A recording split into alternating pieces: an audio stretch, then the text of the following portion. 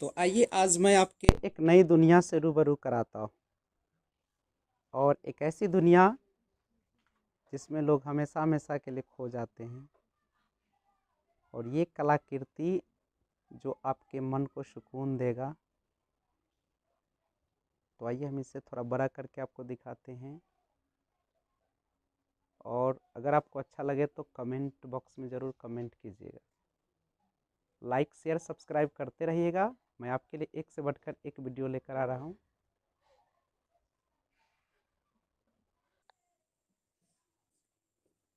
उसे हंसना भी होगा, उसे रोना भी होगा, उसे पाना भी होगा, उसे खोना भी होगा। सुबह शाम तन्हाई में आहें भरेगा। हर दिल जो प्यार करेगा, हर दिल जो प्यार करेगा, हर दिल जो प्यार करेगा। जी नमस्कार, मैं विजय राजपुष्प और आपके अपने ही channel learner eyes by VRP पे स्वागत है। तो आज मैं आपके सामने सॉल्व पेपर 16 फरवरी 2014 जो सीटेट में पूछी गई है मैथ सेक्शन में, उसका मैं सॉल्यूशन करता हूं। तो देखा जाए, आराम से देखिएगा, इस क्वेश्चन को आप बनाना सीख जाएंगे बहुत जल्दी। सबसे पहले देखिए, किसी वर्ग का परिमाप दिया है। मान लीजिए कि ये आपका वर्ग है। वर्ग समझते हैं कि जिसकी चारों भुजाएं बराबर होती है और प्रत्येक कोण 90 डिग्री का होता है।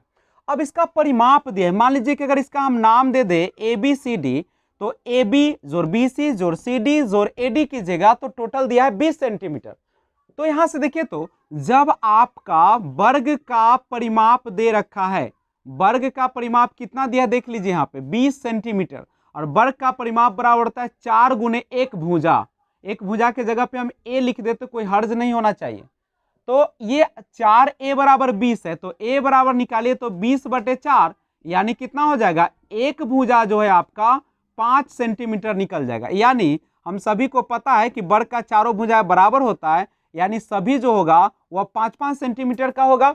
लिखा है कि आयत की जो चौड़ाई है, आयत की जो चौड़ाई है, ध्यान दीजिएगा, यहाँ पे लिख रखा है कि आयत की जो चौड़ाई है वह क्या है, तो लिखा है कि इस वर्ग की चौड़ाई के बराबर है। तो वर्ग में तो सारा भुजा बराबर है, तो लंबाई भी 5 होगा, चौड़ाई भी 5 होगा। तो आयत की चौड़ाई वर्ग की चौड़ाई के बराबर है, तो आयत की चौड़ाई भी कितना हो जाएगा, 5 सेंटीमीटर। और लिखा है कि लंबाई जो है, यानी आयत की अगर हम लंबाई की बात करें तो लंबाई क्या है देख लीजिएगा, लंबाई जो है चौड़ाई की दुगनी है। तो चौड़ाई आपके पास है 5 सेंटीमीटर, दुगना कर दीजिएगा तो कितना आ जाएगा, 10 सेंटीमीटर। और पूछा जा रहा है आयत का क्षेत्रफल वर्ग सेंटीमीटर में, तो आप निकाल ले आयत का क्षेत्रफल। तो आयत का क्षेत्रफल का फॉर्मूला होता है लंबाई गुने चौड़ाई। तो देखिए, लंबाई आपके पास है कितना, 10 सेंटीमीटर, और चौड़ाई कितना है, 5 सेंटीमीटर, यही है आपका। तो गुना कीजिएगा तो 10 में 5 से कीजिएगा 50, और सेंटीमीटर स्क्वायर यानी वर्ग सेंटीमीटर, 50 वर्ग सेंटीमीटर आपको आंसर होगा। फिर से एक बार देखिए, वर्ग का परिमाप है 20, वर्ग का परिमाप है 20, वर्ग के परिमाप का फॉर्मूला होता है 4 गुने भुजा, यानी 4 गुने A बराबर 20, तो A बराबर हो गया 20/4 यानी 5 सेंटीमीटर। आयत की जो चौड़ाई है, आयत की जो चौड़ाई है आपका वह क्या है, वर्ग की चौड़ाई के बराबर है। तो वर्ग का देखिए, जब सब 5 है तो लंबाई भी 5, चौड़ाई भी 5, तो आपका आयत की चौड़ाई हो गया 5, और लंबाई जो है, इसकी लंबाई जो है वह चौड़ाई की दुगनी है। तो लंबाई जो है, चौड़ाई है 5, तो दुगना कीजिएगा तो कितना हो जाएगा, 10 सेंटीमीटर।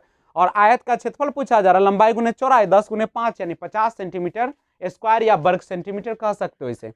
कंप्लीट है। अब आगे देखिए, किसी आयताकार बक्से A की आंतरिक लंबाई, यानी हम कह सकते हैं बक्सा A की आंतरिक लंबाई दिया है कितना, 20, चौड़ाई 18 और ऊंचाई है 15 सेंटीमीटर। और बक्से B की, और बक्सा अगर हम B की बात करें तो बक्से B की आपको लंबाई है 18, चौड़ाई 12 और ऊंचाई है 5 सेंटीमीटर।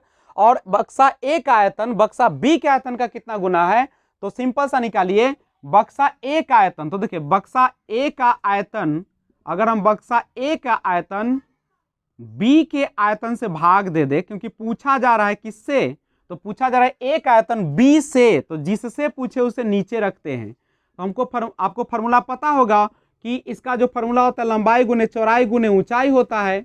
इसको हम L1 B1 H1 कर दें तो देखिएगा ए का लंबाई देख लीजिए 20 है, गुने चौड़ाई 18, ऊंचाई है 15, और बी का देखिएगा तो बी का है 18 12 5, 18 गुने 12 गुने 5। आप इसे काटिए, 5 से काटेगा 5 15, 3 से 3 छक्का 18, 6 से 36 18, 3 से 3 छक्का 12 और 4 से 4 पचे 20, यानी कितना गुना आंसर आ गया? 5 गुना आपका आंसर हो जाएगा। अगर आपको किसी भी प्रकार की समस्या हो तो कमेंट बॉक्स में जरूर लिखें।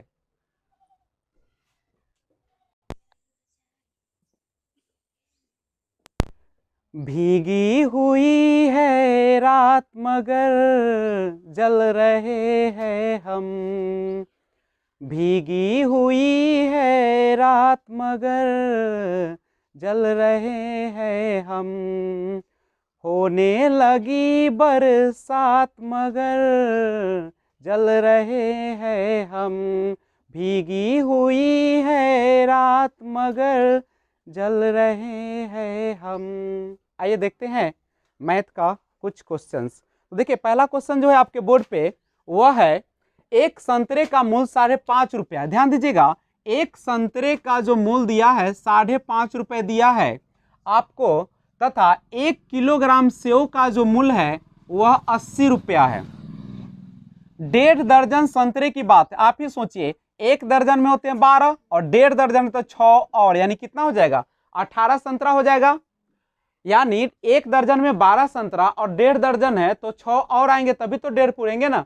तो 18 संतरा है और एक संतरे का मूल दिया है 5.5 रुपया, तो 18 संतरा का निकालिएगा 5.5 रुपए का, 5.5 यानी 5 रुपए 50 पैसे होंगे। तो कितना आ जाएगा? 18 पच्चे 90 और 18 पच्चे 90 में आप दीजिएगा 9 जोड़िएगा तो 54 और एक जीरो यहाँ पे है आपका ही हो जाएगा, और 2 अंक के बाद दशमलव दीजिएगा तो आपको इस तरीके से आ जाएंगे। फिर से देखिए, गुना थोड़ा मिस्टेक हो गया है। 18 पच्चे 90 और 18 पच्चे 90 या 9 जोड़िएगा तो क्या 54 होगा कि 99 होता है? 18 पच्चे 90, 18 पच्चे 90 या 9 99, और यहाँ पे देखिए एक जीरो और आएगा और डबल जीरो, यानी आपका कितना आ जाएगा? 99 रुपया आ जाएंगे। यानी 18 संतरे का मूल हो गया 99 रुपया। और कहता है कि अब देखिए 1 और 3 चौथाई, 1 और 3 चौथाई यानी 1.3/4, तो कितना हो जाएगा? 4 और 3 7/4, इतना आपको केजी है और 1 केजी का दाम है 80 रुपया, तो 7/4 केजी का दाम निकाल लीजिए। 4 से 20 यानी 20 सत्ते 140 हो जाएगा।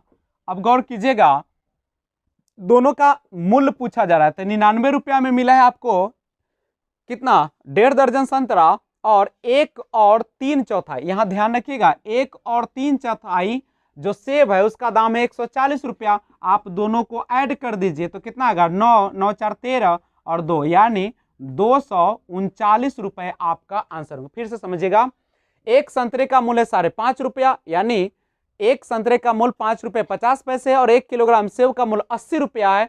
तो 1 दर्जन संतरा यानी 1.5 दर्जन यहाँ दिया, 1 दर्जन में 12 होते हैं और आधा और यानी 6, 18 संतरे का मूल्य, एक मूल्य है संतरे का 5.5, तो 18 का हो जाएगा 99 रुपया, और 1 और 3 चौथा यानी 1.3/4 या 1 जोड़ 3/4, तो ये हो गया 7/4 केजी। 1 केजी का दाम 80 रुपया, तो 7/4 का निकालेगा तो 140, और दोनों का पूछा जा रहा है तो दोनों को जोड़ दीजिए, आपका आंसर हो जाएगा 239 रुपया। गौर कीजिएगा, निम्न में कौन सा सही नहीं है? नहीं है, ध्यान रखेंगे इसको। तो हम चलते हैं सही करने। 10 सेंटीमीटर भुजा वाले वर्ग का क्षेत्रफल, देखिए वर्ग का जो क्षेत्रफल होता है भुजा का स्क्वायर, तो 10 सेंटीमीटर भुजा का क्षेत्रफल कितना हो जाएगा? 10 गुने 10 यानी कितना हो जाएगा? 100, और 10 सेंटीमीटर लंबाई और 0.1 मीटर है। गौर कीजिएगा, इस मीटर को सेंटीमीटर में बदलिएगा तो 100 से गुना करना पड़ेगा, चूंकि 1 मीटर में होते हैं 100 सेंटीमीटर, और इसको शॉर्ट करिएगा तो देखिए 100 है और 1 अंक के बाद दशमलव यानी 10 सेंटीमीटर आ जाएगा। और यहाँ पे 10 सेंटीमीटर लंबाई है और ये आ गया 10 सेंटीमीटर क्या चौड़ाई है, और आयत का क्षेत्रफल निकालिएगा तो आयत का क्षेत्रफल बराबर फॉर्मूला होता है लंबाई गुने चौड़ाई। तो लंबाई गुने चौड़ाई, लंबाई आपका है 10 सेंटीमीटर, चौड़ाई भी है 10 सेंटीमीटर, यानी 100 सेंटीमीटर स्क्वायर आएगा। और यहाँ गौर कीजिए वर्ग का भी क्षेत्रफल क्या है? 100 सेंटीमीटर स्क्वायर, दोनों सही है। हमको गलत खोजना है, 1 मीटर में होते हैं 100 सेंटीमीटर और 5 मीटर और जोड़िएगा तो कितना हो जाएगा 105 सेंटीमीटर हो जाएगा। और उसको अगर मीटर में चेंज कीजिएगा तो 100 से सेंटीमीटर को मीटर में बदलने के लिए क्या करते हैं हम लोग 100 से भाग देते हैं। तो 2 अंक के बाद दशमलव 1.05 होगा, जबकि यहाँ पे लिखा है 1.5। फिर से गौर कीजिएगा, 1 मीटर में होते हैं 100 सेंटीमीटर और 5 और है तो 105 सेंटीमीटर हो गया। 1 मीटर और 5 सेंटीमीटर यानी 105 सेंटीमीटर, और आपको मीटर में लाना है तो मीटर में लाने के लिए 100 से भाग देंगे तो हो जाएगा 1.05 हो जाएगा। और यहाँ पे गौर कीजिएगा दिया गया है 1.5, तो क्या है कथन सही है? बिल्कुल गलत है, तो यही आंसर होगा। और चेक कीजिए, दशमलव के बाद कितना भी जीरो दे दीजिए अंक के बाद तो कोई फर्क नहीं, ये भी सही है। 3/4 रुपया, 3/4 रुपया, और रुपया को आप चाहते हैं कि पैसा में बदले तो कैसे बदलिएगा? तो पैसा में बदलिएगा रुपया को तो हम लोग 100 से गुना करते हैं। तो जब हम 100 से गुना करेंगे, गौर कीजिएगा 3/4 रुपया है ना, और इसको हम चाहते हैं कि पैसा में बदल दे, लेकिन हमारा आंसर यहाँ पे रुपया में ही है। तो इसको गौर कीजिएगा तो थोड़ा देर, तो ध्यान दीजिएगा 3/4 रुपया है, तो आप इसको पॉइंट में दिया तो पॉइंट में बदलिएगा तो डिवाइड नहीं हुआ तो 0 और एक पॉइंट देंगे तो अपना मन से आपका 0 आ जाएगा। तो 4 सते 28 और यहाँ से एक 0 आएगा, दशमलव दिए तो 4 पचे 20 यानी 0.75 रुपया यहाँ दिया भी है। तो सारा ऑप्शन सही है, एक ही गलती है, 1 मीटर 5 सेंटीमीटर। इस क्वेश्चन को ना फिर से समझिए, 1 मीटर दिया है, 1 मीटर 5 सेंटीमीटर बराबर इधर दे रखा है 1.5 मीटर। गौर कीजिएगा 1 मीटर में होता है 100 सेंटीमीटर, आप प्लस 5 और कीजिएगा, इधर दिया है 1.5, यह आपका है सेंटीमीटर में तो 105 सेंटीमीटर, और सेंटीमीटर को मीटर में बदलने के लिए 100 से डिवाइड करते हैं। तो जब आप डिवाइड कीजिएगा तो हो जाएगा 2 अंक के बाद दशमलव 1.05 मीटर बराबर 1.5 मीटर। और गौर कीजिए क्या दोनों बराबर है? बिल्कुल नहीं है। इसका मतलब जो है हमारा आंसर जो होगा वह बी नंबर आंसर होगा।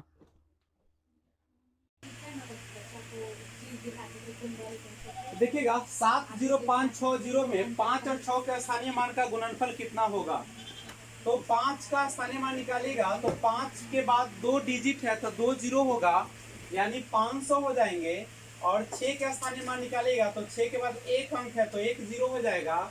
और इसका पूछा जा रहा है गुणनफल, तो आप गुणनफल निकालेगा 500 गुने 60 यानी क्या होगा 5 6 30 हो जाएगा, और 2 और 1 3 0 ऊपर से हो जाएगा, यानी आपका ये आंसर हो जाएगा।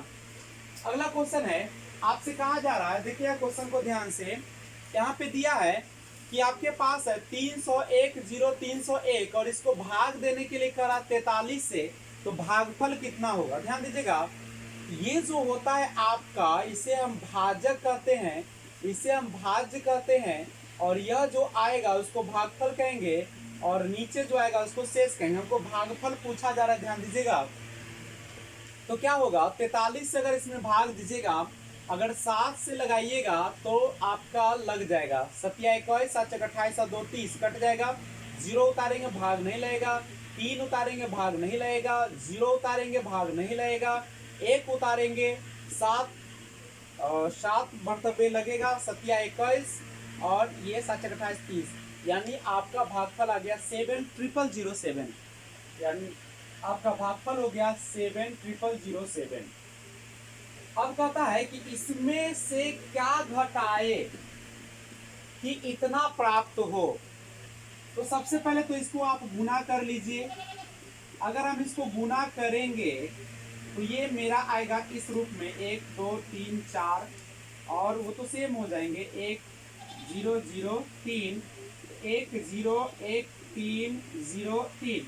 अब गौर कीजिए इसमें क्या घटाए, यानी मेरा जो गुना करके आएगा 303 101 आया, इसमें से क्या घटाए कि हमको 3 0 0 3 1 1 प्राप्त हो जाए। तो गौर कीजिए, तो हमारा 30 31 01 है, और इधर जोड़ में तो इस साइड लाइएगा, ये है आपका राइट साइड, लेफ्ट साइड लाइएगा तो 3 0 0 3 1 1, और यहाँ इधर घटाओ में तो उधर ले जाइएगा दायां तरफ तो जोड़ हो जाएगा। तो घटा दीजिए, 1 में से 1 गया तो 0, 0 में से 1 गया तो 9, ये बच गया शून्य, शून्य में से 3 गया तो 7, ये बचा 2, 2 का तो 2 और 0 का 0, यानी 2790 आपका सही आंसर हो जाएगा।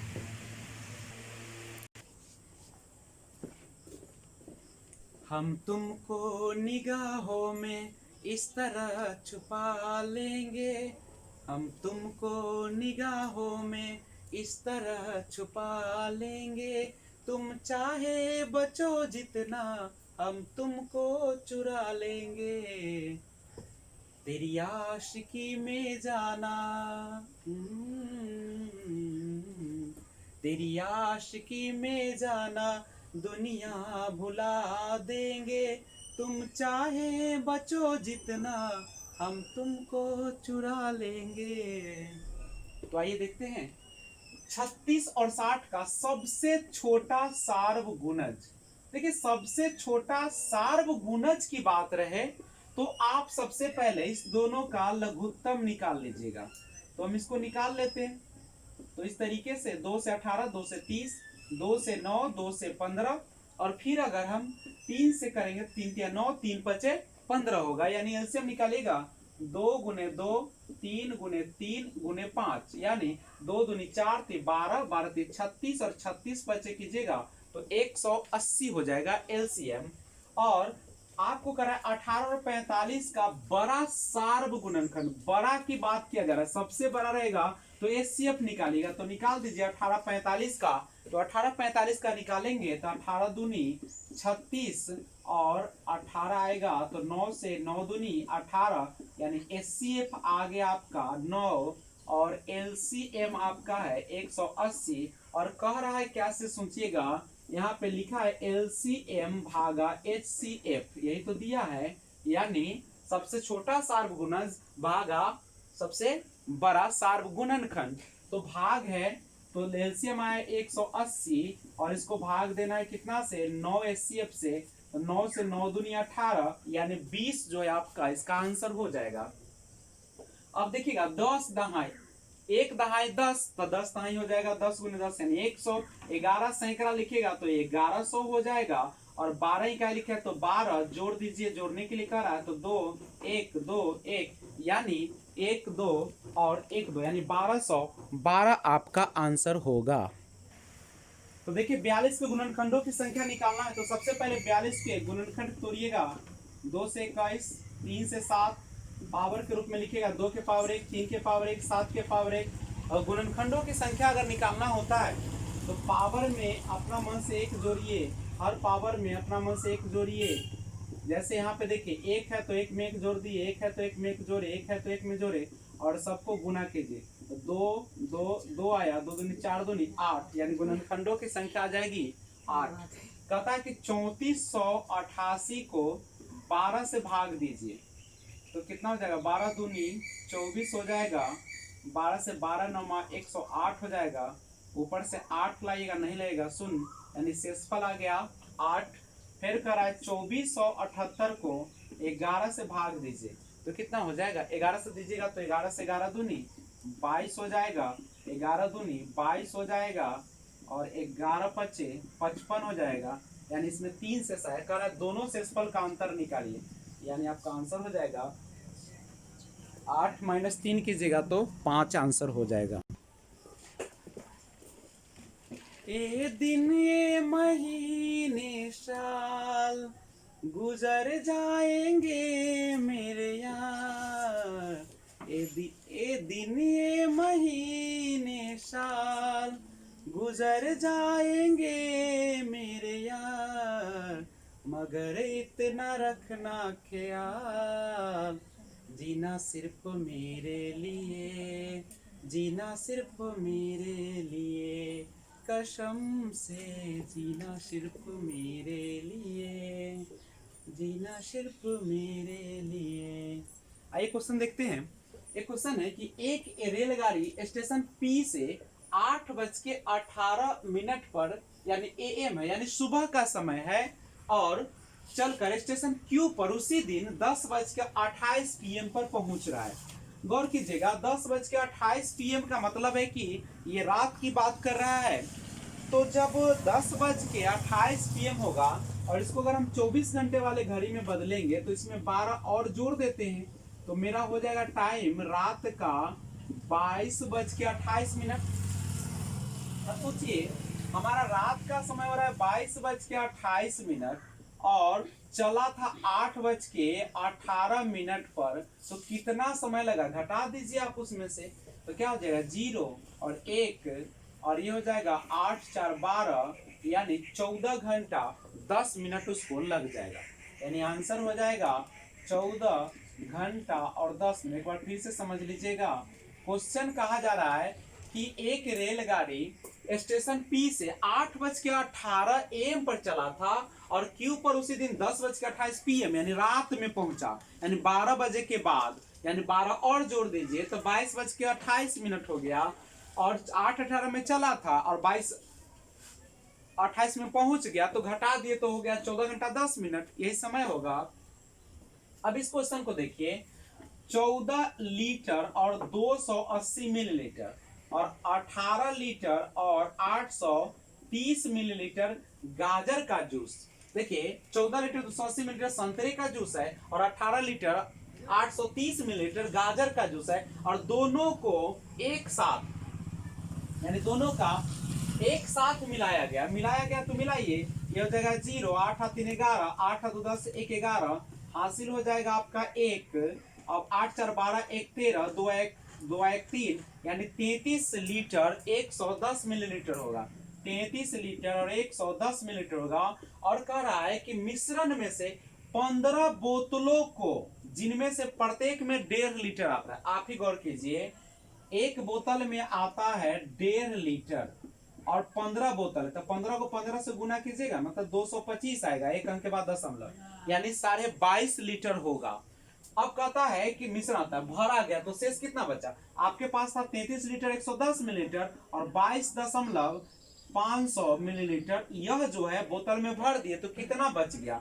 0 1 6 और ये हो गया आपका 0 1, यानी 10 लीटर और 610 मिलीलीटर आपके पास बच जाएंगे। एक बार फिर से समझिएगा, 14 लीटर 280 मिलीलीटर संतरे का जूस है और 18 लीटर 830 मिलीलीटर गाजर का जूस है, दोनों को मिला दिया गया, तो मिलाएगा तो हो जाएगा 33 लीटर 110 मिलीलीटर, और एक बोतल में आता है 1.5 लीटर, ऐसा 15 बोतल में भरेगा तो 22.5 लीटर आ जाएगा, और 22.5 लीटर आ गया, और आपका 33 लीटर 110 पूरा था मिलीलीटर और 22.5 लीटर बोतल में भर दिए, तो कितना बचा? तो घटा दिए, यानी आंसर हो गया 10 लीटर और 610 मिलीलीटर।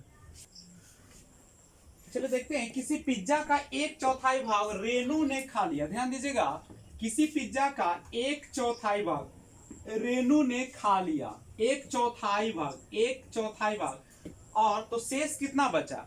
देखिए एक ऐसे भी आप गौर कीजिए, हमारे पास टोटल जो है नीचे जो होता है से टोटल होता है, तो 4 था उसमें से 1 को खा लिया, तो 4 में से 1 को खा लिया और नीचे 4 है, तो कितना शेष बच गया? 3/4 लिखा है कि 1/4 यानी 4 हिस्सा में से 1 हिस्सा खा लिया, तो 3 हिस्सा बचा, 3/4 हिस्सा। अब जो 3/4 हिस्सा आया, जो शेष आया, उसी को 12 बच्चों में बांट दिया। 12 बच्चों मतलब 12 से भाग दे दीजिए, तो ये कितना हो जाएगा? 3/4। अब गुना मिलाइए तो ऊपर है तो नीचे आ जाएगा, 3 से 3 चका 12 यानी 1/16। नहीं आपको माने कि हम पूरा ऐसे नहीं बनाए, तो पूरा बनाइए इस तरीके से। 1/4 भाग रेनू ने खा लिया, अच्छा पूरा था 1 और उसका 1/4 खा गया, तो कितना बच गया? तो 4 का 4 1 यानी 3/4 बचा शेष, और जो शेष है उसी को 12 भाग में बांटिए, तो 12 भाग में बांटे तो 1/16 भाग बचा, तो कितना भाग मिला किसको? प्रत्येक बच्चे को, तो 1/16 भाग प्रत्येक बच्चे को मिला। अगला क्वेश्चन देखिए, बहुत इंपॉर्टेंट क्वेश्चन है नीचे, 6 घंटे में सेकेंडों की संख्या। तो देखिए ये 6 घंटा है और इसको सेकेंड में बदलना है, तो सबसे पहले मिनट में बदलिए। घंटा को मिनट में बदलने के लिए 60 से गुना, चूंकि 1 घंटा में 60 मिनट होते हैं, और फिर मिनट को सेकेंड में बदलने के लिए 60 से गुना यानी 1 मिनट में 60 सेकेंड होते हैं। गुना कीजिए 6 और 6, 36 में 6 से गुना कीजिए 216 और 1010 यानी 00 इतना सेकेंड आया। अब कहता है कि कितने दिनों में, दिनों की संख्या पूछा जा रहा है, तो कितने दिनों में है देखिएगा, मिनटों की संख्या के बराबर है। अब मान लीजिए कि 216 हमारा क्या है, ये 00 सेकेंड है, और इसको हमको बदलना है क्या, कितने दिन, तो एक दिन में होते हैं 24 घंटा, और घंटा को मिनट में बदलने के लिए 60 से गुना।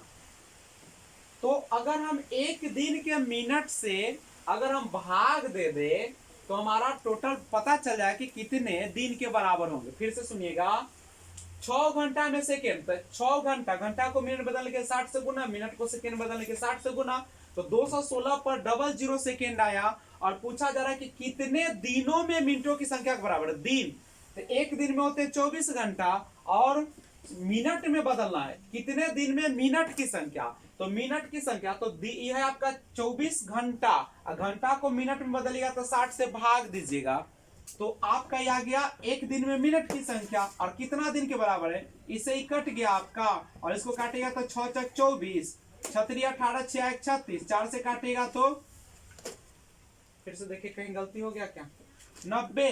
अच्छा ये सेकेंड था तो इसको भी सेकेंड में बदल लीजिए, तो सेकेंड कहीं पे गड़बड़ हो रहा है, थोड़ा सा देखिएगा, इसको देखिएगा फिर से। इसको हमने कहा कि ये तो टोटल सेकेंड कितना है, 216 पर 00 है ना, ये सेकेंड है।